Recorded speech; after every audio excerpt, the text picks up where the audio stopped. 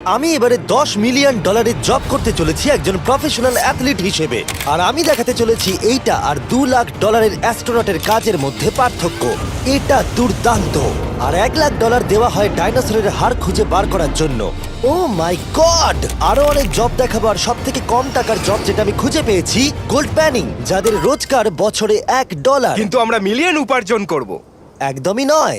Basically gold প্যানাররা এটার মধ্যে প্রথমে মাটি দেয়, তারপর জলের মধ্যে এটাকে নাড়াচাড়া করে, তার ফলে গোল্ড ফিল্টার্ড হয়ে নিচে পড়ে যায়। কিন্তু এটা সহজ নয়, কারণ 5 ঘন্টা খোঁজার পরেও আমি সত্যি বলতে কিছুই পাইনি। ও বয়েজ, আমি গোল্ড পেয়েছি। এই ছোট্ট জিনিসটার মূল্য কত হবে? এটা হবে 2 সেন্ট। আমি এটাই বলতে চেয়েছিলাম। সারা বছর এই কাজটা করে তুমি মাত্র $1 রোজগার করবে, কিন্তু সৌভাগ্যবশত আমরা সেই জব করতে চলেছি যেটা করে বছরে $10 মিলিয়ন রোজগার করা যায়। কিন্তু প্রথমে দেখা যাক যে কাজ করে মানুষ বছরে $1 লাখ রোজগার করতে পারে। মিউজিয়ামের জন্য ডাইনোসরের বোন খুঁড়ে বার করা। আর হ্যাঁ, এগুলো ফেক, কারণ ওদের অস্তিত্ব আর নেই। এটা হলো আমাদের কাজ করার জায়গা। এগুলো কি সত্যি ডাইনোসরের বোন? হ্যাঁ একদম, আমি এখানে 17 সত্যি? বছর ধরে রয়েছি, আর আমি আমার কেরিয়ারে যত ধরনের বোন দেখেছি তার মধ্যে এটা সব থেকে বড়। এটা হলো থাই বোন, এই যে এখানকার, আর এটা 4 ফুট লম্বা। উদাহরণ হিসেবে এই যে একটা ডাইনোসর, তার সমান হলো 6টা কালকে ওপরে ওপরে দাঁড় করিয়ে দেওয়া। আমার হাইট 6'5". এগুলি মূলত মিনি জ্যাক হ্যামার। এই তো ভালোই করছো। ওর কোনো আইডিয়াই নেই ও কি হ্যাঁ, করছে। ওর কোনো আইডিয়াই নেই। আশ্চর্যের বিষয় হলো এটা করতে গিয়ে আমরা ভয় পেয়ে যাচ্ছিলাম। উপস। একটু সাবধানে। কাজটা একটু এগোতে আমাদের 5 ঘন্টা সময় কেটে গেল।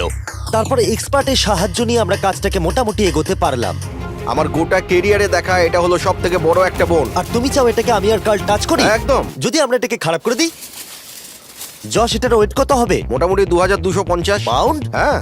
এর ওজন তো নোলানের মায়ের 10 ভাগের 1 ভাগ। ও মাই গড, এটা তো দারুণ।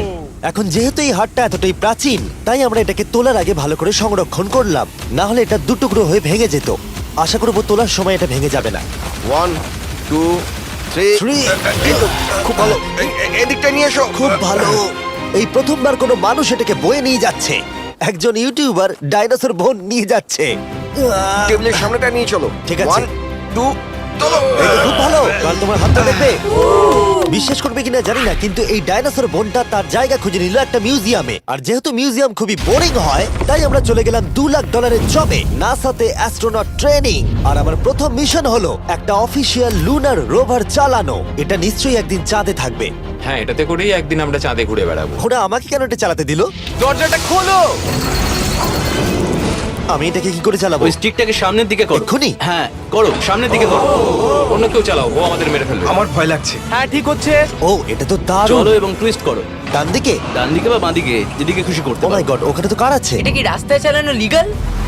হ্যাঁ, এখানে রাস্তায় লিগ্যাল আছে। ও, এটা সত্যিই দুর্দান্ত। আমরা সাইড হয়ে যাচ্ছি কেন? আমি জানি না এটা কি করে সোজা চালাবো, আর আমার যেন মনে হচ্ছিল আমি ড্রিঙ্ক করে এটা চালাচ্ছি। কিন্তু তাও আমি এটাকে নাসার লুনার ট্রেনিং ইয়ার্ডে নিয়ে যাওয়ার চেষ্টা করছিলাম, যেখানে আসল টেস্ট ছিল। ও অফরোডিং। ও গড। ও, এটা তো খুব লাফাচ্ছে। তোমরা চাও এই হিলটা দিয়ে চালিয়ে আমি নিচে নামি? এটার মধ্যে কি কোনো সিট বেল্ট নেই? এখানে একটা সিট বেল্ট আছে, কিন্তু আমরা ইউজ করি না। হ্যাঁ, এখানে সিট বেল্ট আছে, কিন্তু কেউ ইউজ করে না। এটা জেনে ভালো ও, লাগলো। এটা তো খুবই স্টিপ। ও ওরে বাপরে, আমরা কি সত্যি নিচে নামবো? আমার সিট বেল্ট চাই এক্ষুনি। ও মাই গড। দাঁড়াও, আমরা হিল থেকে সাইড হয়ে থামাও, নামছি। থামাও গাড়িটাকে। ঠিক আছে, ঠিক আছে, তোমার হাতটা তুলে নাও যাতে ওরা দেখে আমি চালাচ্ছি। আরে ও তো সত্যি তুলে নিল। ঠিক আছে, আমি আরে, উঠে যাচ্ছি, নিককে না, দিচ্ছি। না, না, না, দাঁড়িয়ে এখানে পড়ো। বসো। না, আমরা কি ফ্রেটারে সাইড হয়ে নামবো? ধরো আমাকে কাল। ধরো আমাকে। ল্যারান, আমি বলতে চাইছি তুমি চাঁদে কিন্তু সার্ভাইভ করতে পারবে না, না। আমি নিশ্চয়ই পারবো। এর পরের ট্রেনিং এ নাসা আমাকে দেখালো তাদের বিশাল স্পেস ফেসিলিটি। ওরে বাবারে, এটা হলো পৃথিবীর দ্বিতীয় বৃহত্তম পুল। সত্যি কথা বলতে মনে হচ্ছিল ওরা আমাদের কি ট্রেনিং দিচ্ছে, বিশেষ করে যখন আমাদেরকে স্পেস স্যুট দেখানো হলো। আমি যতদূর জানি তুমি একটা স্পেস স্যুট পরলেই তুমি অ্যাস্ট্রোনট হয়ে যাবে। কিন্তু এর মধ্যে একটা গন্ডগোল আছে। স্পেস ওয়াকে তোমাকে কি ডায়পার পড়তে হয়? তোমাকে 12 ঘন্টা স্যুটটা পরে থাকতে হবে। ওয়াও, এই নাও। এটা সত্যি একটা অ্যাডাল্ট ডায়পারের মতো। ওকে, আচ্ছা, একটু সাবধানে। হ্যাঁ। এটা হাতে তৈরি করা। এটা পরে কিন্তু অনেকবার স্পেসে ঘোরা হয়েছে। তার মানে আসল অ্যাস্ট্রোনটরা এটা মনে পড়েছে। রেখো, ওই অ্যাস্ট্রোনটটা কিন্তু এর মধ্যে টয়লেট তুমি করেছে। কি এর মধ্যে টয়লেট করেছো? আমি না, এই স্যুটটা নয়। ঠিক আছে। ওকে, আমার পরের মিশন কখন শুরু হবে তুমি এখন থেকে 1 বছর পর কি করবে? ভেবে দেখতে হবে। ওকে ওকে। আমার ট্রেনিং এর ফাইনাল স্টেপে সব থেকে দুর্দান্ত জিনিসটা আমি করেছিলাম। ওরা আমাকে মুন টাচ করতে দিল। না না, এটাকে জোরে টানতে হবে। এটার ওয়েট 9000 পাউন্ড। এটার ওয়েট 9000 পাউন্ড। ভাই, দারুণ। পৃথিবীর মধ্যে এটা সব থেকে বড় চাঁদের পাথরের কালেকশন। আমার বিশ্বাসই হচ্ছে না এটা আমি করতে যাচ্ছি। তুমি এখন জানলে আমাদের ইউটিউব চ্যানেল আছে। হ্যাঁ। ও মাই গড, এগুলো সোজা মুন থেকে নিয়ে আসা হয়েছে। তুমি আমাকে এটা ছুঁতে দেবে, তার কত পার্সেন্ট চার্জ আছে? 0। গতকাল আমরা একটা ডাইনোসরের ফসিল খুঁজে বার করেছি, তাই আমি এই বিষয়ে এক্সপার্ট। আমি এটা টাচ করি, না। চেষ্টা তো করলাম। এই যে মেটেরিয়ালটা দেখতে পাচ্ছ, এটা হলো আসলে লুনার সয়েল। ও মাই গড। তুমি এখন চাঁদকে ছুঁয়ে ফেললে। ও, এটা তো দারুণ। তার মানে এই টিউবের ভেতরে চাঁদের মাটি আছে, আর এটাকে নিয়ে আসার পর খোলাই আর হয়নি। তোমরা চেক করনি, তাহলে এর ভেতর তো এলিয়েনও থাকতে পারে। হ্যাঁ, চাঁদ থেকে আনা হয়েছে, তাই থাকতেই পারে। দাঁড়াও। থেকে এটা আমরা চাঁদ শুনলে? থেকে। আর তারপরে আমরা এলিয়েনরা যে সত্যি আছে এটা জানার পরে আমরা গেলাম স্ট্র্যাটোস্ফিয়ারে আমাদের পরের জব করতে। সেখানে নোলান আর গার্ল একটা প্লেন চালাবে। আমি আগে কোনোদিনও প্লেন চালাইনি। আমরা জানি না আমরা কি করছি। প্রথম দিনের ফ্লাইট ট্রেনিং এ তোমাদের স্বাগত। আমি মজা করছি না, ছেলেরা প্রথম প্লেন চালাতে চলেছে, তাও আবার মাত্র একবার এই ফ্লাইট সিমুলেটরে প্র্যাকটিস করার পরে। আচ্ছা, এটা হলো আমাদের থ্রটল। এটা পেছন দিকে টানলে এটা স্লো হবে, ঠিক এইভাবে। ও মাই গড। আর নোলান ক্র্যাশ করার পরে, ক্র্যাশ করার পরে এবং ক্র্যাশ করার পরে, তুমি প্লেনটাকে ক্র্যাশ করে দিলে। তারপরে যদিও সে সাকসেসফুলি ল্যান্ড করিয়েছে, আর সেই কারণেই সে আসল প্লেন চালাবার অনুমতি পেল। বাপরে, আমার খুব ভয় এই, লাগছে। তুমি এটা করতে পারবে না নোলেন। প্লিজ তুমি আরো ভালোভাবে প্র্যাকটিস করে এসো। ও মাই গড, আমি এখন একটা প্লেন চালাবো। ও মাই গড। ওকে, তাহলে আমরা যাবো। তুমি তৈরি? হ্যাঁ, আমি একদম প্রস্তুত। Full throttle, approaching 60। কিছুটা কাঁপছে, কিন্তু তুমি এটাকে জাস্ট টেনে দাও। আমরা টেক অফ করছি। এই তো, খুব ভালো। ও মাই গড, তোমার প্রাণ এখন আমার হাতে। এ সত্যি এই পুরো জিনিসটাকে একা কন্ট্রোল করছে। হ্যাঁ, ও সবকিছু একাই করছে। আচ্ছা, টার্বুলেন্সের জন্য ক্র্যাশ হয় না তো? কি বলি? এটা দেখো, আমি এখন ডান দিকে যাব। চলো। ডান দিকে চলো। ও মাই গড, আমরা হেলে যাচ্ছি। আমার বিশ্বাসই হচ্ছে না এটাকে আমি কন্ট্রোল করছি। হাত ছেড়ে দিয়েছি। এরকম করো না। ও মাই গড। তুমি কি পাগল? আমি তোমাকে মেরে ফেলবো। ঠিক আছে, আমরা ওখানে যাব, তারপর ফিরে এসে ল্যান্ড করব। ও মাই গড, এবার কি হবে? এই একটাই জিনিস যেটা সব মানুষের কাছে বড় চ্যালেঞ্জ। ঠিক আছে, এবার আমি নামছি। আমার মেন্টাল হেলথ এখন একদম ঠিক নেই। এই জায়গাটায় আমি সব সময় সিমুলেটরে ক্র্যাশ হয়ে যাচ্ছিলাম। ও গড। আমরা এখন ওই রানওয়েতে ল্যান্ড করতে চলেছি। ও মাই দাঁড়াও, গড। দেখো আমরা মাটির কত কাছে, তাই না? ধরে রাখো, ধরে রাখো, নিচের দিকে করে সোজা ধরে রাখো। ও মাই গড। সাবধানে থ্রটলের উপর হাতটা রাখো। তোমাকে এটা পেছনে টানার জন্য অপেক্ষা করতে হবে। দীর্ঘ নিঃশ্বাস নাও। এবার আমরা নামছি। আমরা নেমে পড়েছি। করে ফেলেছো ভাই। আমি একটা প্লেন ল্যান্ড করালাম। ও মাই গড। ও বলছিল আমি পারবো না, কিন্তু আমরা এখনো বেঁচে আছি। তুমি আমাকে মেরে ফেলোনি। আমি সত্যি অবাক হয়েছিলাম যখন আমি শুনেছিলাম বছরে $1 মিলিয়ন রোজগার হয় হ্যান্ড মডেলিং এ। কিন্তু সেটা তখনই হবে যখন আপনি পৃথিবীর হাইস্ট পেড হ্যান্ড মডেল হবেন। এ একজন ডাক্তারের থেকে 5 গুণ বেশি রোজগার করে লোকেদের নিজের হাতের ছবি দেখিয়ে, আর এই অনেক কাজ করে। আপনারা যে সমস্ত ব্র্যান্ডের নাম শুনেছেন, মোটামুটি সব ব্র্যান্ডের হয়েই কাজ করেছে। সে পারিশ্রমিক হিসেবে $1 মিলিয়ন করে নেয় পার হ্যান্ড। আমি আর অপেক্ষা করতে পারছি না কখনো এটা করবে। প্রথমে ও আমাদের হাত এক্সামিন করবে। আমার মনে হয় না আজকে আমার দিনটা খুব একটা ভালো কাটবে বলে। ওকে, আমি যেটা দেখতে পাচ্ছি তোমার নোকের উপর অনেক কাজ করতে হবে। ঠিক বলেছো। একদম। ওর হাতটা বাজে, বুঝলে? দেখো এর হাতে কার্লের থেকে কত বেশি লোম আছে। এর জন্য কি আমি বেশি টাকা পাবো? স্কিন টেক্সচারটা তোমার থেকে ওর অনেকটা ভালো। তুমি কি ঠিক করে দিতে পারবে? জানি না, যদি কিছু মিরাকেল হয় তাহলে হবে। আমি এখনো তোমার হাতটা দেখিনি জিমি। তোমার হাতটা তো গ্লো করছে। এটা তোমার হাতটা দারুণ। এত গ্লসি কেন? আমি জানি না আমার আঙুলের স্ট্রাকচারটা কি ঠিক আছে। হ্যাঁ, এগুলো তো বেশ ভালো, কিন্তু এখানে একটু সমস্যা আছে, স্কিন সমস্যা আছে, কিন্তু এগুলো ঠিক করা যাবে। আমাদের হাতের উপরে অনেক কাজ করতে হবে, তারপর আমরা শুটের জন্য তৈরি হয়ে যাব, যেটা আমার আর কার্লের জন্য খুবই ইজি ছিল, কিন্তু লেজারের জন্য অতটাও নয়। ও গড। ভাই এই লোমগুলো দিয়ে তুমি দারুণ জিনিস বানাতে পারবে। এই চুলগুলো আমার সঙ্গে সারা জীবন ছিল, কিন্তু চাইলেই এর সাহায্যে $1 মিলিয়ন উপার্জন করতে পারো। আর এখন যেহেতু আমার হাত আগের মতো নেই, তাই আমরা একটা ম্যাগাজিনের জন্য মডেল হতে পারলাম। এই ছবিগুলো সারা আমেরিকায় বিলবোর্ডেতে দেখানো হবে এই ওয়াচগুলো প্রমোট করার জন্য। এটা কিন্তু খুব কঠিন। হ্যাঁ, আর বেশি চাপ নিও না। ওকে, মানে ঘড়িটাকে দেখতে ভালো লাগছে। সত্যি কথা বলতে আমি ভেবেছিলাম এটা ইজি হবে, কিন্তু আমরা সত্যি খুবই বিচ্ছিরি ভাবে এটা করলাম। মনে হচ্ছে যেন কোনো সাপ এই ঘড়িটা পড়ে আছে। ভাই এটা খুবই শক্ত। তুমি একবার করবে, এটার সাথে পার্থক্য দেখবো। ও কি দুর্দান্ত। তোমার হাত নড়েনি, তাই প্রোডাক্টটা দারুণ দেখা যাচ্ছে। ভালো মডেল হওয়া মানে একটা ঘড়ি পরে নিলাম তাই নয়, মাঝে মাঝে মডেল হিসেবে তোমাকে অদ্ভুত জিনিসও করতে হয়। তুমি ভয় পাচ্ছ কেন? কারণ অফ ক্যামেরাতে হাতে একজন সাপ আরে ধরে ভয় পাওয়ার আছে। কি আছে? চিন্তা করো না কার্ল, চিন্তা করো না। ওর হাতটা এখানে রাখো যাতে ওর মাথাটা একটু সাপোর্ট পায়। হ্যাঁ একদম। এর মাঝে আমি একটা জিনিস ঢোকাতে চাই, সেটা হলো ইমোর্টালস অফ অ্যাভিয়াম। এর এই ভিডিওর স্পন্সর। একটু এখানটা ধরো। হ্যাঁ ঠিক আছে। এখন এই মডেলিং করছে একটা ওয়াচ, একটা স্নেক আর এই গেমটার। ও এটা দেখো, এটা দুর্দান্ত লাগছে। ইমর্টালস অফ অ্যাভিয়াম হলো একটা ফার্স্ট পার্সন ম্যাজিক শুটার যেখানে তুমি জ্যাক নামের একজন প্লেয়ার হিসেবে এই পৃথিবীকে বাঁচাবে কার্ল। ও কি আমাকে বাঁচাবে? এবার আমি চাই তুমি এই গেমটার এক্সবক্স ভার্সনের মডেল হও একটা স্করপিয়ন নিয়ে। না ভাই। এই দেখো তুমি ঠিক এটাকে এইভাবে ধরবে। আচ্ছা এটা হাতে ধরাটা সেফ তো? হ্যাঁ, একদম ঠিক আছে, একদম। নাও নাও নাও, যা বলার বলে দাও, Okay, বলে দাও, আর ফটো তুলে ঠিক নাও। আছে তুমি এই গেমে ডিফারেন্ট টাইপের 25টা ম্যাজিক স্পেল পাবে আর 80টা ডিফারেন্ট ট্যালেন্টকে আনলক করতে পারবে নিজের ক্যারেক্টারকে কাস্টমাইজ করতে। ইমর্টালস অফ অ্যাভিয়াম এই ফটোটাকে পছন্দ করবে কার্ল? ইমমর্টালস অফ অ্যাভিয়াম আশা করি পছন্দ হবে। কার্ল আর কিছুক্ষণ এটাকে ধরে রাখো তারপরেই আমরা এনএফএল প্লেয়ার্স হয়ে যাব। যারা ইমর্টালস অফ অ্যাভিয়াম তৈরি করেছে তারা আরো অ্যাওয়ার্ড উইনিং গেম তৈরিতে সাহায্য করেছে যেমন হ্যালো, কল অফ ডিউটি আর ডেড আমার এই স্পেস। গেমগুলো দারুণ লাগে। ও এটা তো নড়ছে। আর দারুণ জিনিস হলো ওরা আমাকে এই গেমের বস করেছে আর যদি তুমি আমাকে মারতে পারো তাহলে এই গেমের যে কোনো বসের থেকে বেশি গোল্ড পাবে। ও না আরে চিন্তা করো না, আরে ওর ভয় দিকে পেও না। তাকিও না।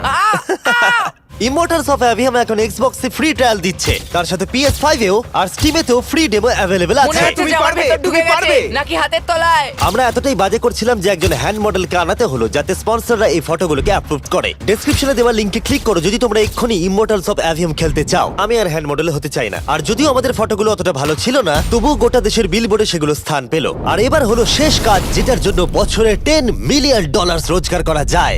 একদম ঠিক, আমি জয়েন করতে চলেছি লিটারালি NFL। এটা আমার একটা স্বপ্ন ছিল। যদি তোমাদের মনে হয় এটা ফেক, এই দেখো আমি সাইন করছি একটা রিয়েল কন্ট্রাক্ট। তার ফলে আমি বাকেনিয়ার্স এর এখন রিয়েল প্লেয়ার আর ওরা আমাকে দেবে $10 মিলিয়ন। আমি হয়তো এটা পাবো না কিন্তু অ্যাটলিস্ট এটা অ্যামাউন্টটা তো বললো। না না, ডলারের ওপর ফোকাস করো। এখন থেকে এটা অফিসিয়াল, কংগ্রাচুলেশন। তাহলে আগামী 48 ঘন্টার জন্য আমি অফিসিয়ালি প্লেয়ার। তুমি এখন অফিসিয়ালি প্লেয়ার। কথা দিচ্ছি আমি হতাশ করব না। আমি কথা দিচ্ছি ও হতাশ করবে। কন্ট্রাক্টটা শেষ করেই আমি আমার টিম নিয়ে মাঠে নেমে পড়লাম 60,000 দর্শকের সামনে। প্রথম স্টেপ হলো ওয়েট ট্রেনিং। এটা হালকা হচ্ছে, ওয়েটটা একটু বাড়িয়ে দিই চলো। এই তো খুব আমার ভালো। মনে হচ্ছে না ওরা আমাকে 10 তোমাকে মিলিয়ন স্বীকার দেবে। খুব করতে ভালো হবে। হচ্ছে। তুমি কি উইনার নাকি তুমি ফ্যালকন? খুব ভালো। আমি লক্ষ্য করলাম NFL প্লেয়ার হলেই তোমাকে উৎসাহ দিতে সবাই চাচায়। আচ্ছা এই জিনিসটা কি তোমাদের টিমের সবথেকে স্ট্রং প্লেয়ার করে? দেখা যাক এটা আমি একবার করতে পারি কিনা। ওরা এটা 12 বার করে? ওরে বাবারে। ওরা সাধারণ মানুষ নয়। আমি চাইবো না ওরা আমাকে ধাক্কা মারুক। আরেকটা, চলো তুমি পারবে। ফুটবল। Easy! আরেকবার, কাম অন। NFL এত শক্ত কেন? তাদের টিপিক্যাল ওয়ার্কআউটের সাথে এটার পার্থক্য কতটা? অনেক বেশি। যাক একটু মাথা ব্যথা তো দূর হলো। কিন্তু তোমাকে পরে ওগুলোই করতে ঠিক হবে। আছে। এরপরে আমি প্রথম প্র্যাকটিস করলাম টেম্পা বে বাকেনিয়ার্স এর ট্রেনিং গ্রাউন্ডে। আমি দেখা করলাম আমার কোচের সাথে। কেমন আছেন? তুমি কেমন আছো? ভালো। আর আমার নতুন টিমমেটদের দেখা সাথে করে খুব ভালো লাগলো ভাই। আমার নাম শেখ। আমার তোমার ভিডিও খুব ও, ভালো সত্যি? লাগে। তারপর ক্যান্ডি বার আর হ্যাঁ কালকেও। আর আমার নতুন টিমমেটরা বিশ্বাসই করছিল না আমি সত্যি করে টিমে সাইন করেছি। তাই আমি আমার কন্ট্রাক্টটা ওদের দেখালাম। এটা একই তো যাতে তোমরা সাইন তুমি তো করেছিলে? দেখছি আমার থেকে বেশি টাকা পাচ্ছ গো। আমাকে এত কিন্তু তুমি দেওয়া হয় পড়লে না। দেখতে পাবে 48 ঘন্টার মধ্যে ক্যান্সেল না করলে কিন্তু ও, আমরা ক্যান্সেল হ্যাঁ। করে দেবো। দেখো এখানে যদি আরো আমি অনেক সঠিক কিছু বলি। লেখা আছে। যাই হোক অফিসিয়ালি তুমি এখন আমি আমাদের জানি, টিমে। Thank you. কিন্তু আমার অন্য তোমাকে এখন টিমমেটরা অনেক ওখানে খাটতে আছে। হবে। ওদের কাছে আমাদের বাচ্চা মনে হচ্ছে, ওরা খুবই লম্বা। একবার ওর হাইটটা তো দেখো। সত্যি কথা বলতে এর আগে আমি কখনো ফুটবলই খেলিনি, তাই ওরা আমাকে একটা কিক মারতে দিল যেটা আরিয়া! ও, আমি বিচ্ছিরি ভাবে করলাম। মিস্টার বিস্ট আজকে সারাদিন প্র্যাকটিস করো, কালকের মধ্যে রেডি হতে ঠিক হবে। বলেছো, ঠিক বলেছো। আমি চেষ্টা করছি। যেহেতু এর আগে আমি কখনো কোয়ার্টারব্যাক খেলিনি, আমি ছুটছি। আমি যতদূর পারলাম ছোড়ার চেষ্টা করলাম। এটা টাচডাউন। তোমাদেরকে আমি বলে দিই যে টিমটা আমি জয়েন করেছি সেটার হয়ে টম ব্র্যাডি সুপার বোল জিতেছে। তাই ভাবলাম ওকে সারপ্রাইজ দিলে ভালো লাগবে। ও এই তো টম। ও এক্ষুনি আমার লেগে যাচ্ছিল। টিভি কেমন আছো ভাই? কেমন আছো, কেমন আছো টিভি? ভাই? এখানে একজন আমার বন্ধু আছে, ও খুশিতে প্রায় মরেই যাবে যদি তুমি ওকে একটা না, না, হাই বলো। তুমি এটা একদম করো আমি না, জানি জিমি, তুমি খুব করো না খুশি। এটা। ও শেষ। এরপরে আমরা প্র্যাকটিসের থেকে বেশি মজা করতে শুরু করলাম। লিটল ম্যান, ও তারিক, তুমি অনেক ছোট। হ্যাঁ, তুমি যাও গিয়ে শুট করো। ঠিক আছে, পরে দেখা হবে। কেউ কেউ আমার দুদিনের কন্ট্রাক্ট নিয়ে প্রশ্ন করছিল, তাই বাক্স আমার জন্য একটা প্রেস কনফারেন্সের আয়োজন করলো। আমাদের সামনে একটা বড় খেলা আছে, আমরা শুধু সিরিয়াস প্রশ্নেরই উত্তর দেব। এটা কি পাবলিসিটির জন্য করছো? তাহলে এখানে কি করছো? যতটা সম্ভব ভালো ভিডিও তৈরি করার হ্যাঁ, জন্য। এটা পাবলিসিটির জন্যই করা। পরিষ্কার বলে দিই আমি NFL প্লেয়ার নই। জিমি তোমার এই টিমে এসে কেমন লাগছে? আমার দারুণ লাগছে। সত্যি কথা বলতে কি আমার ভাবনার থেকে ওরা আমাকে বেশি আপন করে নিয়েছে। আপনি কতক্ষণ খেলবেন বলে ঠিক করেছেন? জানি না, এবং বারবার বোঝানোর পরে যে এটা কিছু সময়ের জন্য। তারপরে আমি চলে গেলাম মেজার করতে। 6 feet 4 and half। 6'4.5" কার্ল, তুমি তো 6'5". আমি 6'5", হ্যাঁ হ্যাঁ। এই মেজারমেন্ট গুলো ছিল আমার গিয়ার আর ইউনিফর্ম ভালোভাবে ফিটিং হওয়ার জন্য। এটা কিন্তু দেখতে দারুণ লাগছে। চলো শুরু করি তাহলে। যখন আমি তৈরি হয়ে গেলাম, অফিসিয়াল গেম ডে চলে এলো। আমি জানি না ওরা আমাকে কেন এটা করতে দিচ্ছে, কিন্তু হ্যাঁ, থ্যাঙ্কস বাক্স। তোমরা কি আমাকে এই টিমে দেখে অবাক হচ্ছ? হ্যাঁ, এটা আমার প্রথম ফুটবল যেটাতে আমি সাইন করলাম। জিমি এখন যে কোনো মুহূর্তে বেরিয়ে আসতে ওরা পারে। বললো যদি আমি 100 অব্দি থাকতে পারি তাহলে ওরা একটা খেলা খেলবে। আমাকে একটা সাহায্য করবে, উত্তেজিত হয়ে ওঠো। ভালো বলেছো। এটার প্রথম গেম আর এটা সম্ভবত শেষ। অবশ্যই ওর শেষ গেম। আমি জানি না কি হতে চলেছে। ক্যানন গুলোকে ফায়ার করো। এটা দুর্দান্ত। আর যেহেতু আমি একমাত্র এই এনএফএল গেমেতেই অংশগ্রহণ করছি, তাই টিম আমাকে লিড করবার সুযোগ করে দিল। চলে এসো বয়েজ। জিমি, ওই দেখো আমাদের বন্ধু। প্লেয়াররা যেন আমাকে চাপা দিয়ে না চলে যায়। এটা কি তোমার জীবনের সব থেকে ভালো দিন? এটা আমার জীবনের সবথেকে ভালো দিন, জিমি। আই লাভ প্লেয়াররা ইউ। আমাদের থেকে আগে চলে যাচ্ছে। জিমি এখন এনএফএল প্লেয়ার। কেমন আছো তোমরা? আমি তোমাদেরকে হতাশ করবো না, যদিও সম্ভবত আমি খেলবো না। Love you. দেখো কি বড় একটা প্লেন। আমেরিকা চলো ফুটবল খেলা যাক। আমাকে অফিসিয়ালি এনএফএল প্লেয়ার করার জন্য বাকিনিয়ার্স এর জন্য একটা হিউজ শাউট আউট। সত্যি কথা বলতে ভালো হলো যে আমি খেলিনি, কারণ ওরা যদি আমাকে ধাক্কা দিত সম্ভবত আমি মরেই যেতাম। আমি ভেবেছিলাম ওটা ওখানেই শেষ হয়ে যাবে, কিন্তু ফ্যালকন টুইটটা করে দিল। মিস্টার বিস্টের পরের চ্যালেঞ্জ হলো hit the field goal, win the game.